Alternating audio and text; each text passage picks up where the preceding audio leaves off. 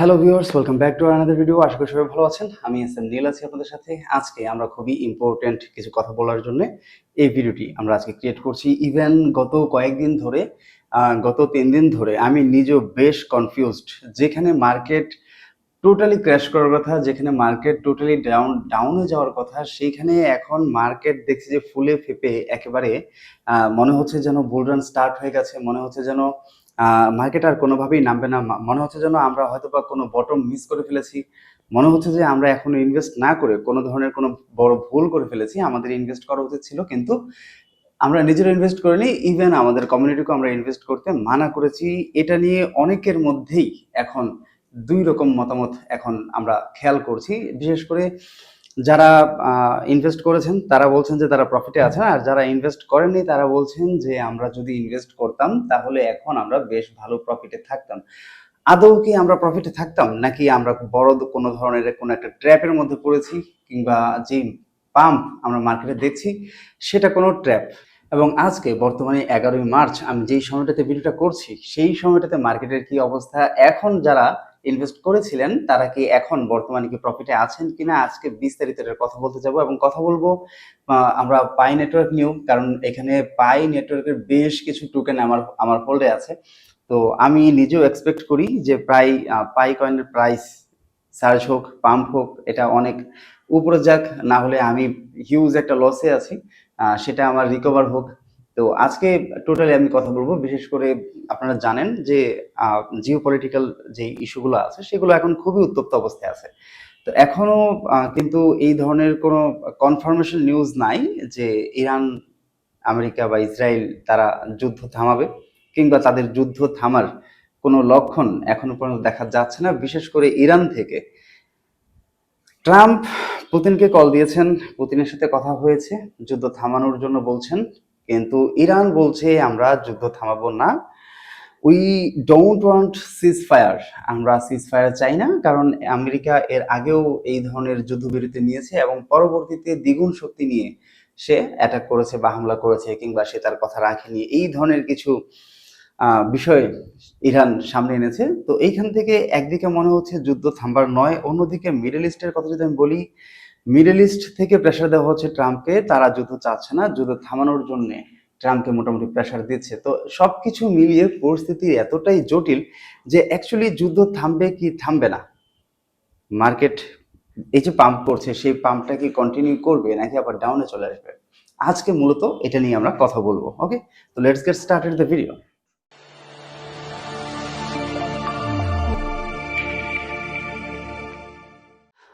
আমরা ভিডিও শুরু করার প্রথমেই স্ক্রিনে আমি আপনাদেরকে কিছু নিউজ দেখাবো।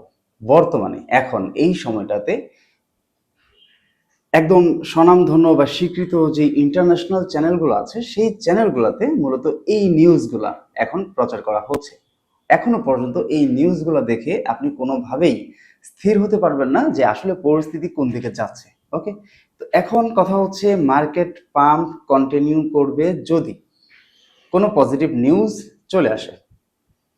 আমাদের 2 দিন আগের ভিডিওতে আমি বলেছিলাম মার্কেট ক্র্যাশ করবে এবং একটা হিউজ ক্র্যাশ করবে।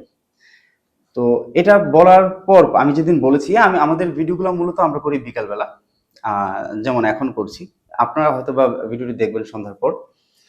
তো আমরা যখন ভিডিও করি তখন পর্যন্ত কোনো ধরনের কোনো সাইন আমরা মার্কেটে দেখিনি, কোনো ধরনের কোনো নিউজ আমরা কোনো চ্যানেলে দেখিনি, বা কোনো ধরনের কোনো পজিটিভ ভাইব মার্কেটে ক্রিয়েট হবে এই ধরনের কোনো আশা তখন ছিল না, তখন মাইনাসেই ছিল। সন্ধ্যার পরপর পুতিন বলেছে, সন্ধ্যার পরপর ট্রাম্প বলেছে যে সহসাই যুদ্ধ থামতে চলেছে, এবং শুধুমাত্র ওই একটা বিবৃতিকে লক্ষ্য করে, উদ্দেশ্য করে বা টার্গেট করে মার্কেট একটা হিউজ পাম্প আমাদেরকে দিয়েছে। ইভেন গতকালকেও আমরা মার্কেট পাম্প হতে দেখেছি। ওকে, তো আমি যখন ভিডিওটি দিয়েছিলাম, ভিডিও দেওয়ার পর ভিডিওতে আমাদেরকে বেশ কয়েকজন কমেন্ট করেছেন যে ভাই আপনি তো বলেছিলেন যে মার্কেট ক্র্যাশ করবে, কিন্তু মার্কেট তো পাম্প করছে, তো এই পাম্পটা কি জেনুইন নাকি এটা ফেক পাম্প, নাকি মার্কেট আবার ক্র্যাশ করতে পারে, আমরা কি এখন ইনভেস্ট করব নাকি আমরা আরো অপেক্ষা করব? তো আজকে এই ভিডিওতে আমরা সম্পূর্ণ বিষয়টা আমরা ক্লিয়ার করতে যাচ্ছি। ওকে, তো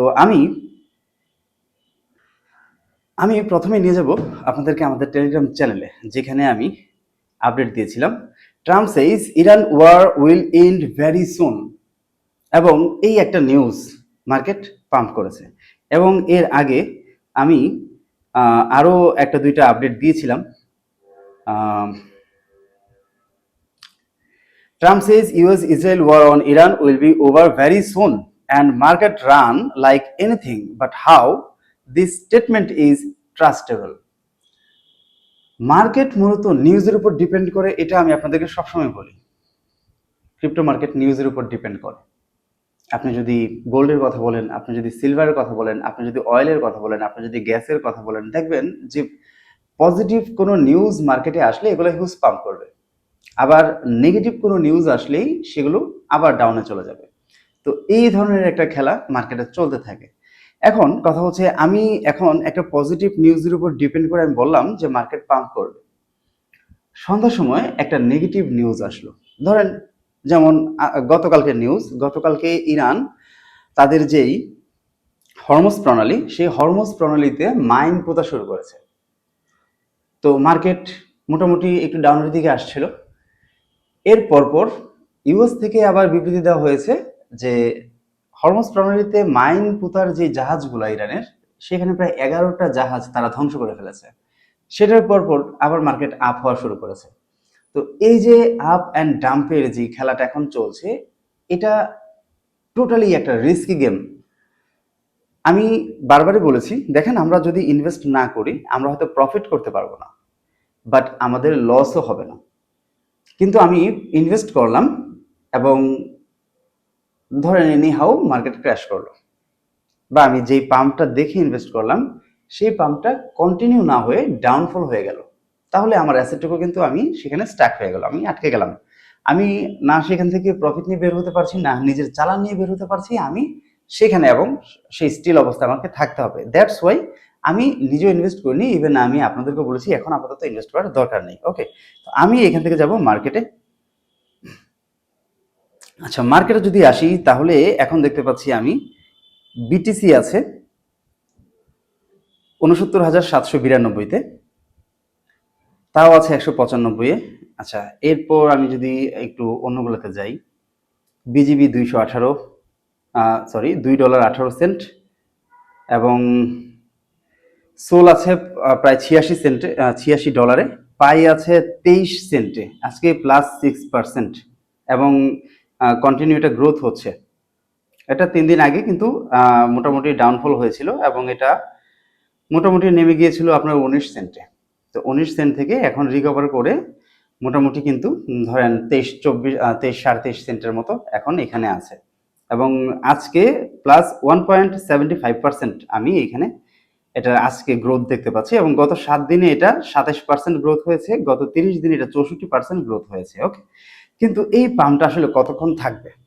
আচ্ছা, এখন এখানে আমি যদি গোল্ডের প্রাইসটা দেখি তাহলে দেখতে পাচ্ছি এখানে মোটামুটি $5,157 আছে, যেটাকে আমি গতকালকে এবং গত পরশুদিন 2 দিন একটু পাম্প হয়েছে, এবং আজকে এটাতে একটা রেড ক্যান্ডেল দেখা যাচ্ছে। এটা একটা নিউজের অপেক্ষা করছে, এখন একই জায়গায় স্টিল থাকবে এই জন্যে যে তারা একটা নিউজের অপেক্ষা করছে, যেই নিউজটাতে তারা হয় আপে যাবে নয় ডাউনে যাবে। কিন্তু আমি, যারা ট্রেডার, এখন আমি এই জায়গাটাতে কনফিউশনে আছি যে নিউজটা আসলে কি আসবে, পজিটিভ আসবে না নেগেটিভ আসবে।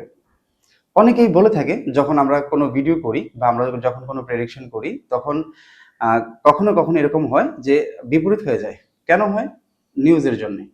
তো অনেকেই আছেন ভিডিও দেখে পরবর্তীতে আমাদেরকে আস্ক করেন যে ভাই আপনি তো ভিডিওতে বলেছিলেন মার্কেট ডাউনে যাবে, বাট এখন দেখছি আমরা মার্কেট আপে যাচ্ছে, তো এই আপটা কি আসলে সলিড না ফেক?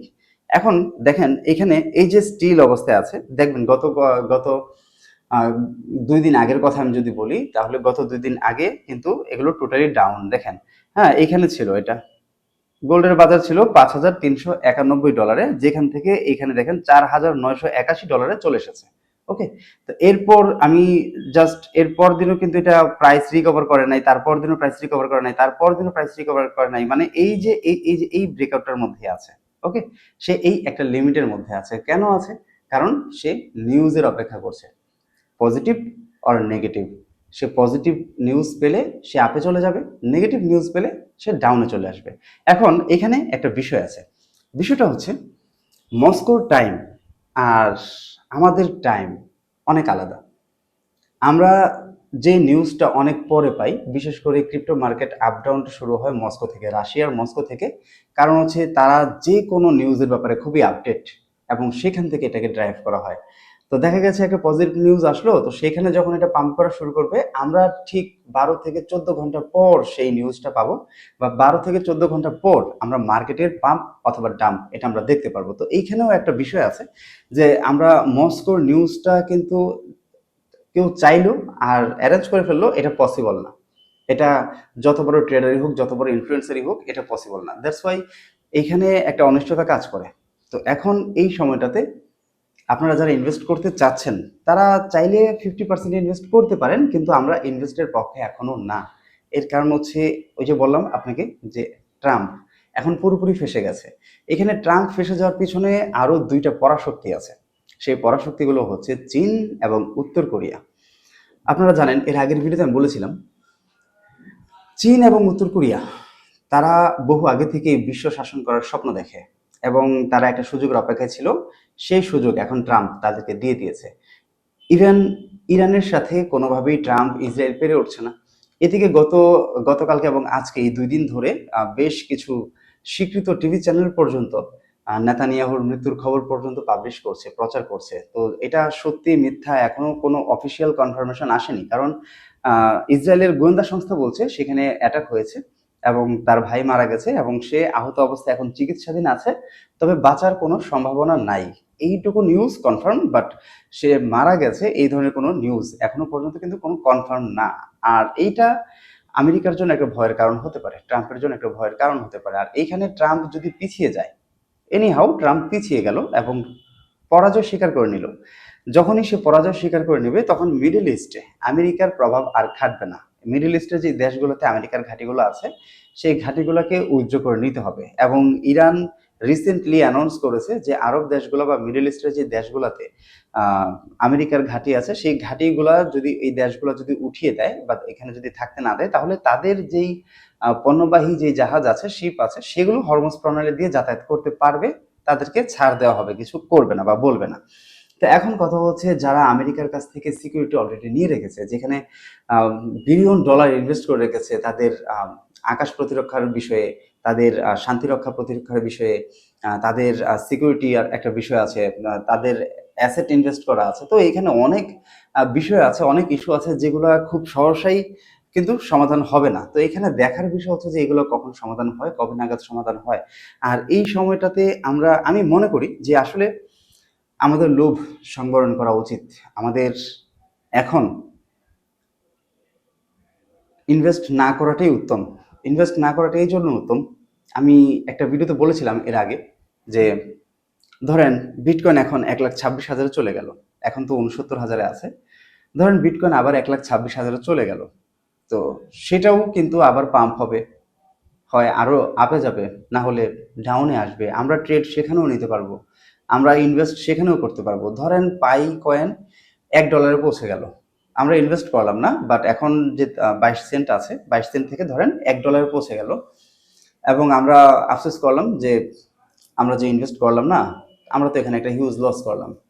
কিন্তু মার্কেট পজিটিভ, যখন $1 পৌঁছে গেছে তখন ধরেন মার্কেট পজিটিভ এবং কোনো ধরনের কোনো ওয়ার নাই, পৃথিবীতে কোনো ধরনের কোনো সংঘাত নাই এবং মার্কেট ডাউন হওয়ার কোনো সম্ভাবনা নাই। তখন আমরা কিন্তু মোটামুটি শিওর যে এটা $1 থেকে $5ও যাবে, আমি সেখানেও ইনভেস্ট করতে পারবো। এখন যদি আমি ইনভেস্ট করি, এখানে আমার 95% রিস্ক আছে, 5% চান্স আছে আপনি প্রফিট করবেন, 95% চান্স আছে আপনি এখানে লসই করবেন বা আটকে যাবেন বা এটা আরো ডাউনে যাবে। আমরা বটম এখনো দেখিনি, এটার বটম যাওয়া বাকি আছে এখনো। কিন্তু ধরেন বটম আমরা পেলাম না, বটমে যায়নি, এটা আপ হয়ে চলে গেল, বিটকয়েন চলে গেল 1,26,000, পাইকয়েন চলে গেল $1, অন্যান্য কারেন্সিগুলো ওই সমান তালে আপ হয়ে গেল এবং আমরা মনে করলাম যে আমরা অ্যাকচুয়ালি বুল রান থেকে বঞ্চিত হয়ে গেছি, বুল রানটা আমরা ধরতে পারিনি।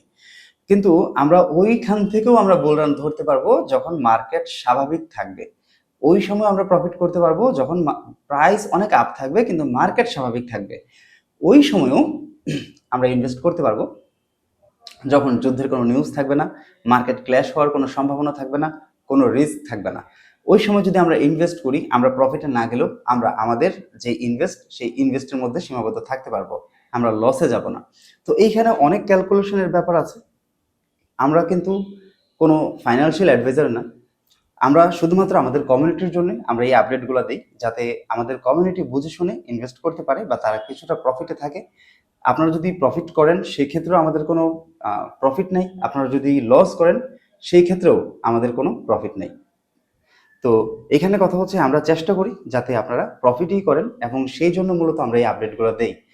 এই কথাগুলো, আমাদের ভিডিওর কথাগুলো দেখবেন যে 2 দিন আগে বা পরে হয়েই যায়, কারণ আমরা যতটুকু বুঝি, মার্কেট যতটুকু অ্যানালাইজ করি, আমরা মূলত সেইটুকু আপনাদের সাথে শেয়ার করি। আমাদের অ্যানালাইজ এই পর্যন্ত 95%-এর বেশি অ্যাকুরেট হয়ে গেছে।